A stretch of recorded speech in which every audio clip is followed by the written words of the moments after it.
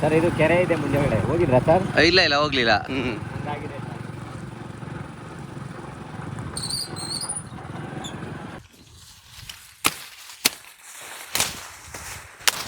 Sir. ಇದು ರೇಷ್ಮೆ ಹುಳಿಗೆ ಸೊಪ್ಪು ಅಂದ್ಬಿಟ್ಟು ನಾವು ಚಾಕಿ ಸೆಂಟ್ರಿಂದ 2ನೇ ಜರದ್ದು ಚಾಕಿ ತತ್ತೀವಿ. 2ನೇ ಜರದಿಂದ ಚಾಕಿ ತಂದು ನಾವು 3 ಮತ್ತು 4 ಜರಕ್ಕೆ ಕುಂಡ್ರಿಸಿ 4 ಜರದಿಂದ ಎದ್ಮೇಲೆ ನಾವು ರೇಷ್ಮೆ ಹಣ್ಣು ಮಾಡ್ತೀವಿ. ಇದು ಚಾಕಿಗೆ ಸೊಪ್ಪು ತಗೊಂಡೋಗಿ ಕಟ್ ಮಾಡಿಬಿಟ್ಟು ಚಾಕಿಗೆ ಸೊಪ್ಪು ಹಾಕೋದು ಸರ್. ಇದು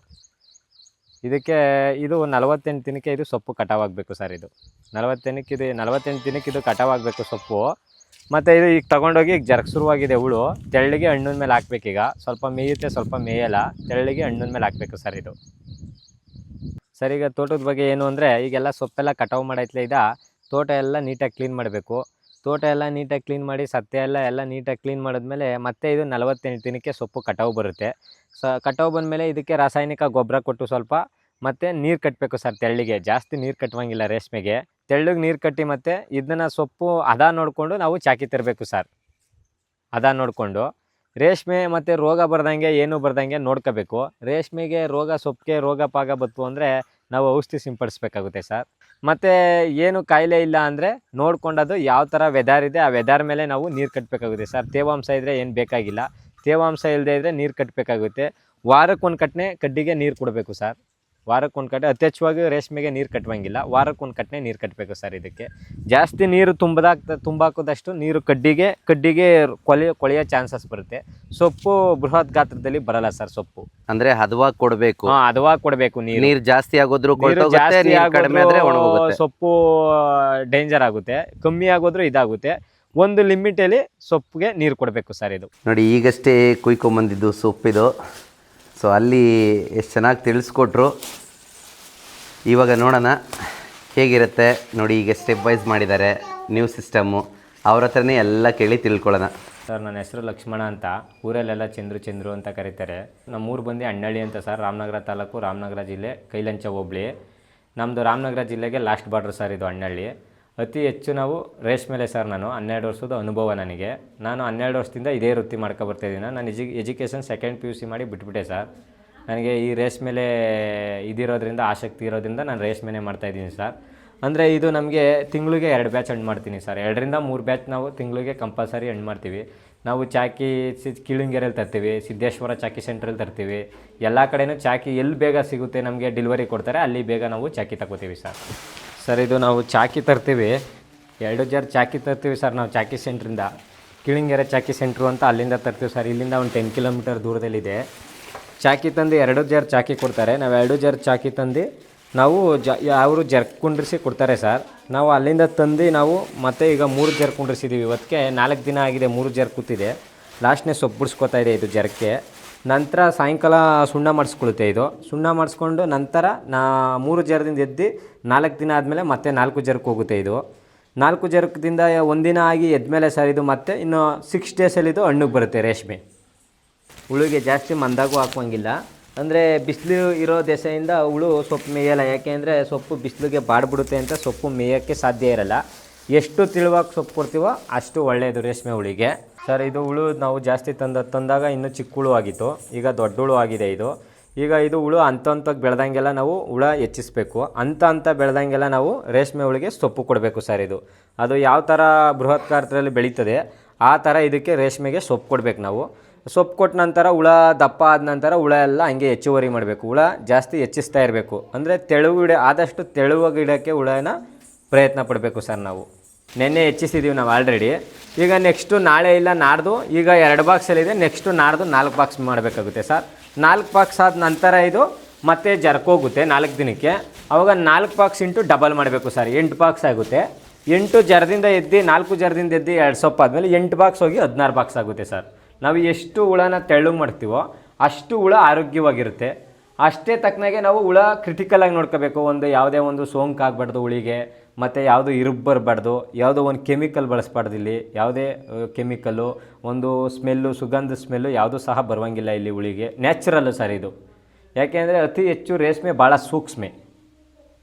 ಹಂಗಾಗಿ ಸರ್ ಇದಕ್ಕೆ ನಾವು ರೇಷ್ಮೆ ಮನೆಗೆ ಯಾರನ್ನೂ ಸಹ ಬಿಟ್ಕೊಳ್ಳಲ್ಲ ನಾವು.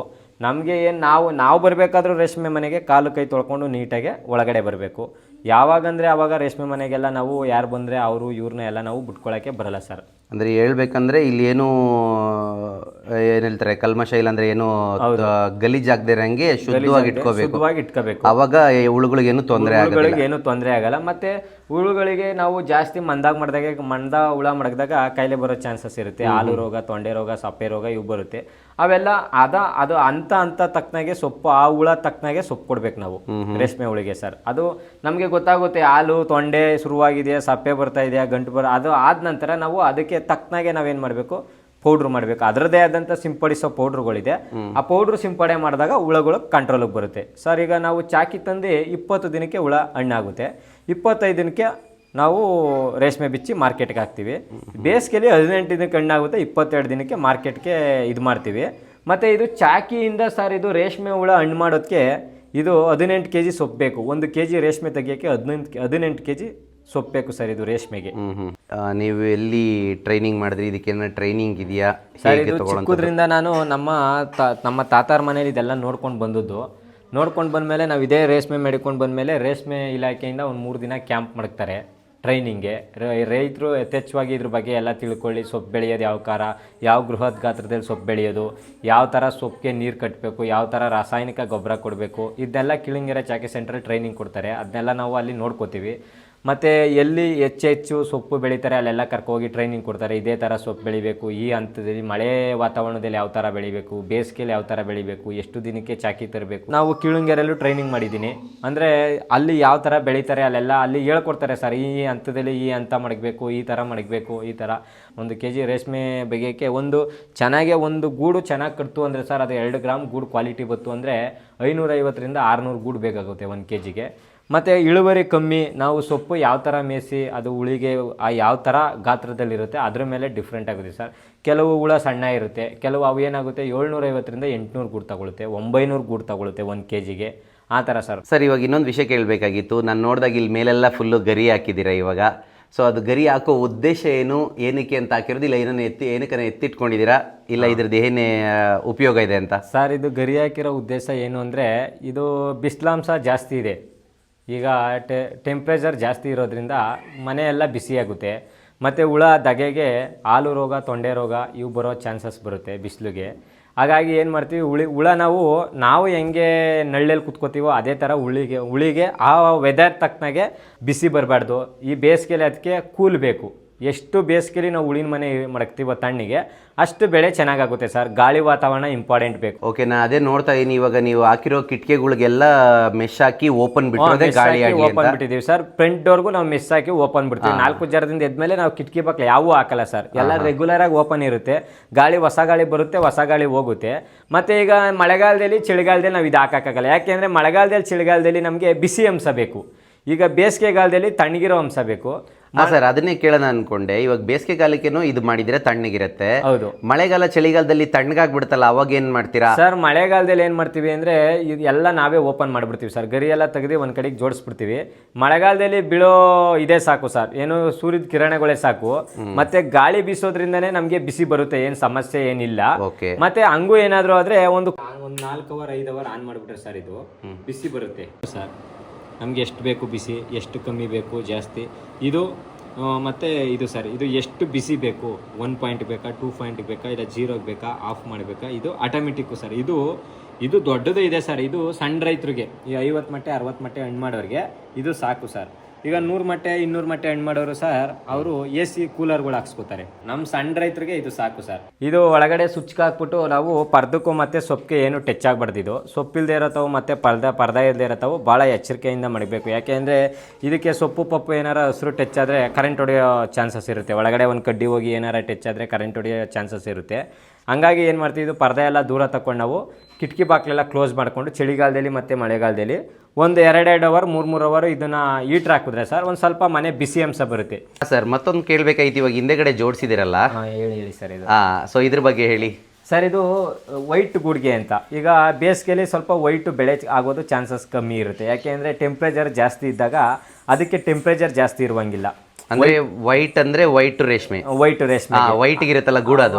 Okay okay. ಟೆಂಪರೇಚರ್ ಜಾಸ್ತಿ ಇದ್ರೆ ಅದು ಬೆಳೆ ಆಗೋ ಚಾನ್ಸಸ್ ಇರಲ್ಲ. ಅದಕ್ಕೆ ಸಿಕ್ಕಾಪಟ್ಟೆ ಕೋಲ್ಡ್ ಮಾಡಬೇಕು, ದಿನನಿತ್ಯ ಗೋಡೆಗೆಲ್ಲ ನೀರು ಮಾಡಬೇಕು, ಮನೆ ಮೇಲೆಲ್ಲ ಸಿಂಕ್ಲೇಯರ್ ಮಾಡಬೇಕು, ನೀರೆಲ್ಲ ಚುಮ್ತಾ ಇರಬೇಕು. ಎಷ್ಟು ಉಳಿನ ಮನೆ ತಣ್ಣಗೆ ಮಡಗ್ತೀವೋ ಅದು ಅಷ್ಟು ಚೆನ್ನಾಗಿ ಬೆಳೆ ಆಗುತ್ತೆ. ಇವೆಲ್ಲ ರೇಷ್ಮೆ ಇಲಾಖೆಯಿಂದನೇ ಸರ್. ಈಗ ನಾವು ಈ ಚಂದ್ರಿಕೆಗಳು ಇಲ್ಲಿ 75 ಮಟ್ಟಿಗೆ ಆಗುವಷ್ಟು ಚಂದ್ರಿಕೆ ಇದೆ ವೈಟು ರೇಷ್ಮೆಗೆ. ಈಗ ನಾವು ಇದು ಪ್ರೈವೇಟಲ್ಲಿ ತರ್ತೀವಿ ಅಂದರೆ ಸರ್ ಇದಕ್ಕೆ 20,600 ರೂಪಾಯಿ ಬೇಕಾಗುತ್ತೆ. ನಾವು ಗೌರ್ಮೆಂಟ್ ಕಡೆಯಿಂದ ಸಬ್ಸಿಡಿ ಕಡೆಯಿಂದ ಇದು ಸರ್ 7,200 ರೂಪಾಯಿ ಬಿದ್ದಿದೆ. ಮತ್ತು ಸೋಲಾರ್ ವ್ಯವಸ್ಥೆನೂ ಇದೆ. ಸೋಲಾರು ಉಳಿನ ಮನೆಗೆ ಕರೆಂಟ್ ಇಲ್ಲದೆ ಇದ್ದಾಗ ಮತ್ತು ಮಳೆಗಾಲದಲ್ಲಿ ಕರೆಂಟ್ ಇಲ್ಲದೆ ಇದ್ದಾಗ ನಾವು ಸೋಲಾರ್ ಹಾಕೋತೀವಿ. ಸೋಲಾರು ಸರ್ ಬಂದು ಅದು 12,000 ಚಿಲ್ಲರೆ ಬೀಳುತ್ತೆ. ನಾವು ಹಂಗೆ ಅಂಗಡಿಲಿ ಹೋಗಿ ತಗೋತೀವಿ ಅಂದರೆ, ಪರ್ಚೇಸ್ ಮಾಡ್ತೀವಿ ಅಂದರೆ.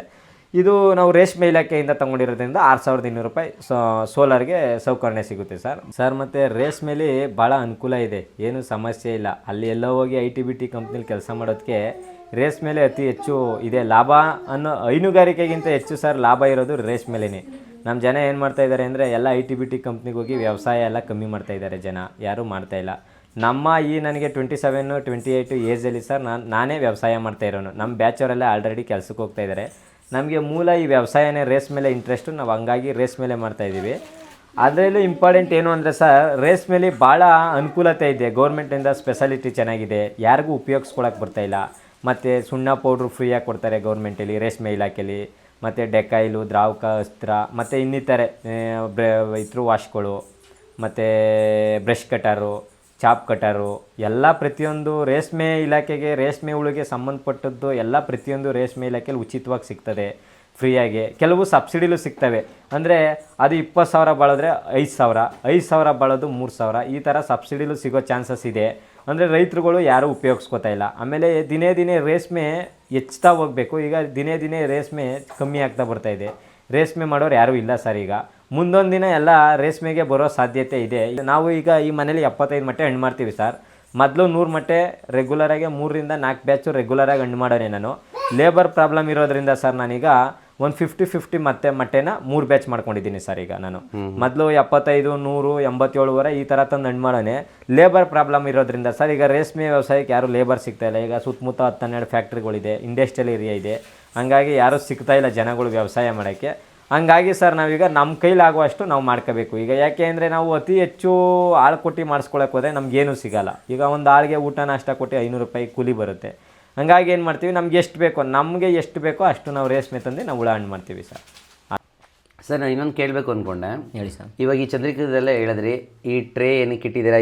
ನಾನು ಇದು ನೋಡ್ತಾ ಇದ್ದೆ, ಈ ಶೆಲ್ಫ್ಸ್ ಏನಕ್ಕೆ ಮಾಡಿಸಿಟ್ಟಿದ್ದೀರಾ? ಈ ಟ್ರೇ ಗೂಡು ಹಾಕೊಳ್ಳೋಕ್ಕೆ, ಗೂಡು ಬಿಡಿಸಿ ಟ್ರೇ ಒಳಗೆ ಹಾಕೊಂಡು ಮತ್ತೆ ಸ್ಟ್ಯಾಂಡ್ ಒಳಗೆ ಹಾಕೋತೀವಿ ನಾವು. ಮತ್ತೆ ಮಾರ್ಕೆಟ್ಗೆ ತಗೋಬೇಕಾದ್ರೆ ಅಲ್ಲಿ ಚೀಲ ಇದೆಯಲ್ಲ ರೇಷ್ಮೆ ಗೂಡಿನ ಚೀಲ, ತುಂಬಿಕೊಂಡು ನಾವು ಮಾರ್ಕೆಟ್ಗೆ ತಗೊಂಡು ಹೋಗ್ತೀವಿ. ಈ ರ್ಯಾಕು ಸರ್, ಈ ಸ್ಟೆಪ್ಪು ಬಂದು ಅಂದರೆ ಸರ್ ನಾವಿದು ಇದಕ್ಕೆ ಮಡಿಕೊಂಡಿದ್ದೀವಿ ಸರ್. ರೇಷ್ಮೆಗೆ ಸುಣ್ಣ ಪೌಡ್ರುಗಳು ಮತ್ತು ಅದಕ್ಕೆ ಬೇಕಾದಂಥ ಔಷಧಿಗಳು, ಕಿಟ್ಗಳು ಇವೆಲ್ಲ ಮಡಿಕೊಳ್ಳೋಕೆ ಸಹ ನಾವು ಕ್ಲೀನಾಗೆ ಜೋಡಿಸ್ಕೋತೀವಿ ಸರ್. ಎಲ್ಲರೂ ಎಲ್ಲಂದ್ರಲ್ಲಿ ಮೂಟೆಗಟ್ಟಲೆ ತತ್ತಾರೆ, ಬಿಸಾಕ್ತಾರೆ, ಅದು ಒಡೆದೋಗುತ್ತೆ, ತಿರ್ಗಾ ತುಳ್ಕೊಂಡು ಹೋಗುತ್ತೆ. ಈಗ ನಾವು ಆಚೆಗಡೆನೇ ಕ್ಲೀನಾಗಿ ಮಡಿಕೊಂಡ್ರೆ ಸರ್ ಒಳಗಡೆ ಅದು ರೋಗ ಲಕ್ಷಣಗಳು ಒಳಗಡೆ ಬರೋ ಚಾನ್ಸಸ್ ಇರಲ್ಲ. ಯಾವುದೇ ಆಗಲಿ, ಒಂದು ಊಜಿ ನೊಣನೇ ಆಗಲಿ, ಮತ್ತು ಇನ್ನೊಂದು ಯಾವುದೇ ಒಂದು ರೋಗ ಬರಬೇಕಂದ್ರೂ ನಮ್ಮ ಕಾಲು ಮುಖಾಂತರನೇ ಹೋಗ್ಬೇಕು ಸರ್. ಅದು ರೋಗ ಹರಡಬೇಕು ಅಂದರೆ ಕಾಲು ಮುಖಾಂತರನೇ ಹೋಗಬೇಕು. ನಾವು ಉಳಿನ ಮನೆ ಹೊರಗಡೆ ಎಷ್ಟು ಶುಚಿಯಾಗಿ, ಉಳಿನ ಮನೆ ಹೊರಗಡೆ ಸುತ್ತಮುತ್ತ ಎಷ್ಟು ಶುಚಿಯಾಗಿ ಮಡಗ್ತೀವೋ ಅಷ್ಟು ಒಳಗಡೆ ಅಷ್ಟು ಕ್ಲೀನಾಗಿರುತ್ತೆ. ಉಳಿನ ಮನೆ ಹೊರಗಡೆ ನೀಟಾಗಿ ಮಡಗಿದ್ರೆ ಸರ್ ಒಳಗಡೆ ಯಾವ ರೋಗ ಬರೋಕ್ಕೂ ಲಕ್ಷಣ ಚಾನ್ಸ್ ಇರಲ್ಲ. ಸೂಪರ್, ಇದು ತುಂಬ ಒಳ್ಳೆ ವಿಷಯ. ಸುಮ್ಮನೆ ಒಳಗಡೆ ಆಮೇಲೆ ಸರ್ ಒಳಗಡೆ ಕ್ಲೀನ್ ಮಾಡ್ಕೊಬಿಡೋದು ನಮಗೆ ಲೆಕ್ಕಕ್ಕಿಲ್ಲ. ನಮಗೆ ಹೊರಗಡೆಯಿಂದ ಒಳಗಡೆ ಗಾಳಿ ಬರಬೇಕೇ ಹೊತ್ತು ಒಳಗಡೆ ಇರೋ ಗಾಳಿ ನಮ್ಗೆ ಆಚೆ ಹೋಗೋದು ಲೆಕ್ಕಕ್ಕಿಲ್ಲ ಸರ್. ಹೊರಗಡೆಯಿಂದ ಯಾವ ಫ್ರೆಶ್ ಗಾಳಿ ಬರುತ್ತೆ ಆ ಗಾಳಿ ಇಂಪಾರ್ಟೆಂಟು ಸರ್ ನಮಗೆ. ನಾವು ಹೊರಗಡೆ ಎಷ್ಟು ಚೆನ್ನಾಗಿ ಉಳಿನ ಮನೆ ಸುತ್ತ ನೇಚರಾಗಿ ಮಡಗ್ತೀವೋ ಅವು ಒಳಗಡೆನೂ ಹಂಗೆ ಇರಬೇಕು ಸರ್. ಈಗ ನಾವು ಹೊರಗಡೆ ಚೆನ್ನಾಗಿ ಮಾಡಿದ್ರೆ ಒಳಗಡೆಗೆ ಯಾವುದು ರೋಗ ಲಕ್ಷಣಗಳು ಬರೋದು ಚಾನ್ಸಸ್ ಇರಲ್ಲ ಸರ್. ಸೂಪರ್. ಅವಾಗ ನಿಮಗೆ ಮೇಂಟೆನೆನ್ಸ್ ಈಸಿ. ಸೊ ನೀವು ಹೇಳ್ತಾ ಇರೋದು ಹೇಗೆ ಅಂತ ಹೇಳಿದ್ರೆ, ಇವಾಗ ಬರೀ ಒಳಗಡೆ ಅಂತಾನೆ ಅಲ್ಲ, ಹೊರಗಡೆನೂ ಕ್ಲೀನ್ ಆಗಿ ಇಟ್ಟಾಗ ನಮಗೆ ಮೇಂಟೈನ್ ಮಾಡಕ್ ಈಸಿ. ಯಾವುದೇ ತರದ್ದು ಹೊರಗಡೆಯಿಂದ ಒಳಗಡೆಗೆ ಹೋಗಲ್ಲ. ಅಂದ್ರೆ ಏನು ಅಂದ್ರೆ ಸರ್, ನೀವೇ ಮಲಗಿದ್ರಿ, ಈಗ ನಿಮ್ಗೆ ರಾತ್ರಿ ಯಾವ್ದು ಇಲ್ಲಿ ಏನು ತೊಂದರೆ ಆಗ್ಲಿಲ್ಲ, ಒಂದು ಯಾವ್ದು ಸೊಳ್ಳೆ ಸಹ ಆಗ್ಲಿ, ಯಾವುದೇ ನಾವು ಅಷ್ಟು ನೀಟಾಗಿ ಉಳಿನ ಮನೆ ಹೊರಗಡೆನೆ ಇಷ್ಟು ನೀಟಾಗಿ ಮಡಗಿದೀವಿ ಅಂದ್ರೆ ಇನ್ನು ಒಳಗಡೆ ಯಾವ ತರ ಮಾಡಿ ಆಟೋಮೆಟಿಕ್ ಆಗಿ ಕ್ಲೀನ್ ಆಗಿರುತ್ತೆ, ನಿಮಗೆ ತೊಂದರೆ ಆಗೋದು ಕಡಿಮೆ ಆಗುತ್ತೆ. ರೇಷ್ಮೆ ಹುಳಿನಲ್ಲಿ ಎಷ್ಟು ಶುಚಿಯಾಗಿ ಮಡಗ್ತೀವೋ ಅಷ್ಟು ಶುಚಿಯಾಗಿ ಉಳಿನ ಮನೆ ರೇಷ್ಮೆ ಬೆಳೆ ಚೆನ್ನಾಗಾಗುತ್ತೆ ಸರ್. Super sir. ಹಂಗೆ ಸರ್. ಸರ್ ಇನ್ನೊಂದು ವಿಷಯ ನಮ್ಮ ವ್ಯೂವರ್ಸಿಗೆ ತಿಳಿಸ್ಕೊಡಿ, ಇಲ್ಲ ಯಾರೆಲ್ಲ ರೇಷ್ಮೆ ಮಾಡಬೇಕು ಅಂತಾರೆ ಅವ್ರಿಗೊಂದು ತಿಳಿಸ್ಕೊಡಿ. ನನಗೂ ಡೌಟ್ ಬಂತು. ಇವಾಗ ನೀವು ಒಳಗಡೆ ಹೇಳಿದ್ರಿ ನಾವು ಪೌಡ್ರ್ ಹಾಕ್ತೀವಿ, ಔಷಧಿ ಹೊಡಿಬೇಕು, ಇದು ಆ ಥರ ರೋಗ ಬಂದರೆ ಈ ಥರ ರೋಗ ಬಂದರೆ, ಇಲ್ಲಾಂದ್ರೂ ಮೇಂಟೆನೆನ್ಸ್ಗೆ ಕೆಲವೊಂದು ಇದು ಮಾಡಬೇಕು ಅಂತ, ಅದ್ರ ಬಗ್ಗೆ ತಿಳಿಸ್ಕೊಡ್ತೀರಾ ಸರ್? ಆಮೇಲೆ ಇನ್ನೊಂದು ಅದಕ್ಕಿಂತ ಮುಂಚೆ ಇಂಪಾರ್ಟೆಂಟ್ ಏನು ಅಂದರೆ ಸರ್, ನಾವು ರೇಷ್ಮೆ ತಂದು ಹಣ್ಣು ಮಾಡಿಬಿಟ್ರೆ ಆಗಲ್ತು ಸರ್. ರೇಷ್ಮೆ ಸೊಪ್ಪು, ರೇಷ್ಮೆ ತಕ್ಕನಾಗೆ ರೇಷ್ಮೆ ಸೊಪ್ಪು ಕ್ವಾಲಿಟಿಯಾಗಿರಬೇಕು. ಮತ್ತು ಇದು 1 ಲೀಟ್ರು ನೀರು ಔಷಧಿ ಇದು 180 ಲೀಟ್ರಿಗೆ ಹಾಕ್ಸ್ಕೊಂಡು ಇದಕ್ಕೆ ಕಡ್ಡಿಗೆ ಸಿಂಪಡಣೆ ಮಾಡಿದ್ರೆ ಸೊಪ್ಪಿಗೆ ಸರ್, ಇದಕ್ಕೆ ಸೊಪ್ಪಿಗೆ ಏನೇನು ಪ್ರೋಟೀನ್ ಬೇಕು, ಏನೇನು ಇದು ಬೇಕು ಪ್ರೋಟೀನು, ಆ ಪ್ರೋಟೀನ್ ಎಲ್ಲ ಉಳಿಗೆ ಏನೇನು ಬೇಕೋ ಅದೆಲ್ಲ ಇದರಲ್ಲಿ ಸಿಗುತ್ತೆ ಸರ್. ಇದು ಕಡ್ಡಿ ಕಟಾವಾಗಿ 25 ದಿನಕ್ಕೆ ಹೊಡಿಬೇಕು ಸರ್ ಇದು. ಓಕೆ, ಅಂದರೆ ಇದು ನೀವು ಕಡ್ಡಿ ಕಟಾವಾಗಿ 25 ದಿನಕ್ಕೆ 180 ಲೀಟ್ರಿಗೆ ಇದು 1 ಲೀಟರ್ನ ಮಿಕ್ಸ್ ಮಾಡ್ಕೋಬೇಕು ಸರ್. ಅದನ್ನ ಹಾಕಿದಾಗ ಅದರಲ್ಲಿ ಎಲೆಗೆ ಏನೇನು ಪೌಷ್ಟಿಕಾಂಶ ಬೇಕು ಅದೆಲ್ಲ ಬಂದು ಸೇರಿಕೊಂಡು ಹುಳಗಳು ಚೆನ್ನಾಗಿ ಬರುತ್ತೆ ಸರ್, ಸೊಪ್ಪು ಚೆನ್ನಾಗಿರುತ್ತೆ.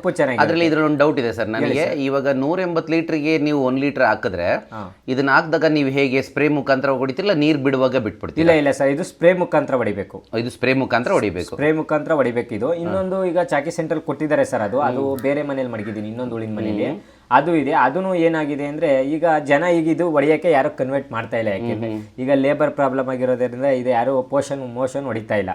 ಈಗ ಏನಾಗಿದೆ ಅಂದ್ರೆ ನೀರ್ಗೆ ಬಂದಿದೆ ಈಗ. ಅದು ನೀರು ಬೀಳೋ ಜಾಗದಲ್ಲಿ 1 ಲೀಟ್ರು ಔಷಧಿನ ಹಾಕ್ಬಿಟ್ಟು ಒಂದು ಹನಿ ಡ್ರಾಪ್ದಲ್ಲಿ ಬಿಟ್ರೆ ಅದು ಎಲ್ಲಾ ಬೇರ್ಗೂ ನೀರ್ ಮುಖಾಂತರ ಹೋಗೋದು ಬೇರ್ನಂಶ ಅಂದ್ರೆ ಗಟ್ಟಿಯಾಗಿ ಬರುತ್ತೆ. ಹಂಗಾಗಿ ಸೊಪ್ಪು ಚೆನ್ನಾಗಿ ಬರೋ ಚಾನ್ಸಸ್ ಇದೆ. ಇದು ಡೆಕಾಯಿಲಿ ಅಂತ ಸರ್ ಇದು ಬಂದು. ಇದು ನಾವು ಅಸ್ತ್ರ ದ್ರಾವಕ ಎಲ್ಲ ಮಾಡಿದ್ಮೇಲೆ ಇದು ಡೆಕಾಯಿಲು ಎಲ್ಲ ಮನೆಯೆಲ್ಲ ತೊಳೆದಾದ್ಮೇಲೆ ಇದು ಹುಳ ತರೋದು 4 ದಿನ ಅದೇನುವಂಗೆ ಸಿಂಪಡಿಸ್ಬೇಕು. ಇದು ಉಳಿನ ಮನೆಗೆ, ಇದು ಉಳಿನ ಮನೆಗೆಲ್ಲ ಸಿಂಪಡಿಸಿದ್ಮೇಲೆ 4 ದಿನ ಆದ್ಮೇಲೆ ಚಾಕಿ ತಂದು ಮನೆಗೆ ಹಾಕ್ಬೇಕು ಸರ್, ಉಳಿನ ಮನೆಗೆ. ಮತ್ತೆ ಇದಾದ್ಮೇಲೆ ಇನ್ನೊಂದು ಇಂಪಾರ್ಟೆಂಟ್ ಏನು ಅಂದ್ರೆ ಸರ್, ಇದೊಂದಿದೆ, ಇದು ಸಫೋಲೋ ಅಂತ. ಇದು ಫೋಟೋ ಸುಣ್ಕಟ್ಟು ರೋಗಕ್ಕೆ, ಆಮೇಲೆ ಮತ್ತೆ ಗಂಟು ರೋಗಕ್ಕೆ, ತೊಂಡೆ ರೋಗಕ್ಕೆ, ಪ್ರತಿಯೊಂದಕ್ಕೂ ಇದು ಚಿಕ್ಕ ಪೌಡ್ರು. ಇದು 100 ಗ್ರಾಮ್ ಇದೆ ಈ ಪೌಡ್ರು. 1 kg ಸುಣ್ಣಕ್ಕೆ ಇದು ಮಿಕ್ಸ್ ಮಾಡ್ಕೋಬೇಕು ಸರ್. ಇದು ಮಿಕ್ಸ್ ಮಾಡ್ಕೊಂಡು ಹುಳ ಯಾವ ಜಾರದಲ್ಲಿದೆ, ಯಾವ ಹಂತಕ್ಕೆ ಕೊಡಬೇಕು, ಯಾವ್ಯಾವ ಕೊಡಬೇಕು ಅದನ್ನ ನೋಡ್ಕೊಂಡು ಇದು ಪೌಡ್ರು ಮಾಡಬೇಕು ಸರ್. ಇದು ರೇಷ್ಮೆ ಹುಳಿಗೆ. ಆದ್ರೆ ಇದು ಬರೋದು 100 ಗ್ರಾಮ್ ಪ್ಯಾಕೆಟ್, 1 kg ಸುಣ್ಣಕ್ಕೆ ಮಿಕ್ಸ್ ಮಾಡ್ಕೋಬೇಕು ಸರ್.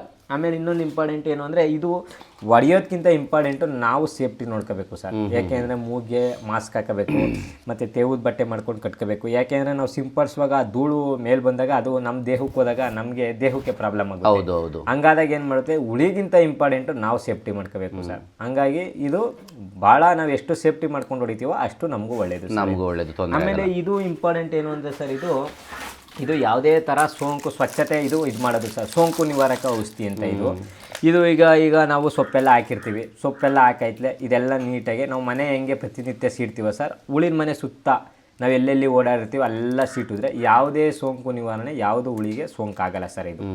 ಹಂಗಾಗಿ ಇವೆಲ್ಲ ಸರ್ ನಾವೆಲ್ಲ ಕಾಸು ಕೊಟ್ಟು ಏನು ತರಲ್ಲ. ಇವೆಲ್ಲ ನಾವು ಕಾಸು ಕೊಟ್ಟು ತರಕ್ಕೆ ಹೋದರೆ ನಮ್ಗೆ ರೈತರಿಗೆ ಏನೂ ಸಿಗಲ್ಲ. ಇವೆಲ್ಲ ರೇಷ್ಮೆ ಇಲಾಖೆಯಿಂದನೇ ಬರುತ್ತೆ, ಆದರೆ ಉಪಯೋಗಿಸ್ಕೋಬೇಕು ಸರ್ ನಾವು, ಅಷ್ಟೇ, ಇನ್ನೇನಿಲ್ಲ. ಮತ್ತು ಇದು ರೇಷ್ಮೆ ಇಲಾಖೆಯಲ್ಲೇ ಕೊಡ್ತಾರೆ ಸರ್. ಇದು ಊಜಿ ನೊಣ ಕಚ್ಚುವಂಥ ಅಂಟು ಸರ್. ಇದು ಸ್ಮೆಲ್ಲಿಗೆ ನೊಣ ಬಂದು ಇದ್ರ ಮೇಲೆ ಕುತ್ಕೊಳ್ಳೋಕೆ ಹೋಗುತ್ತೆ ರೇಷ್ಮೆ ಹುಳಿಗೆ ಹೋಗುವಾಗ. ಆವಾಗ ಇದಕ್ಕೆ ಕಚ್ಕೊಂಡು ನೊಣ ಇದರಲ್ಲೇ ಸಾಯುತ್ತೆ ಸರ್. ಇದು CSR ಮಾಡೋದ್ರಿಂದ ನಮಗೆ ರೇಷ್ಮೆ ಇಲಾಖೆಯಿಂದನೇ ಇವೆಲ್ಲ ಫ್ರೀ ಕೊಡ್ತಾರೆ. ಇದು ಅಂಗಡಿಲಿ ತಗೋತೀನಿ ಅಂದರೆ 100 ರೂಪಾಯಿ ಆಗುತ್ತೆ ಸರ್.